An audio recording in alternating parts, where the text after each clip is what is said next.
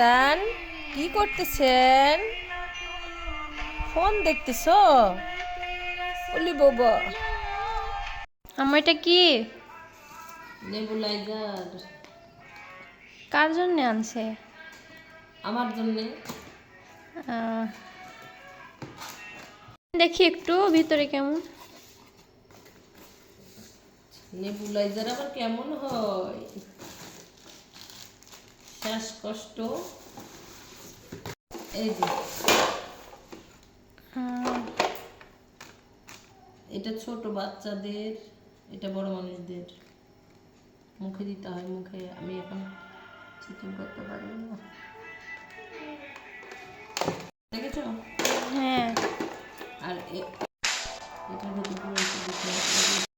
উঠে রাখছেন। হ্যাঁ,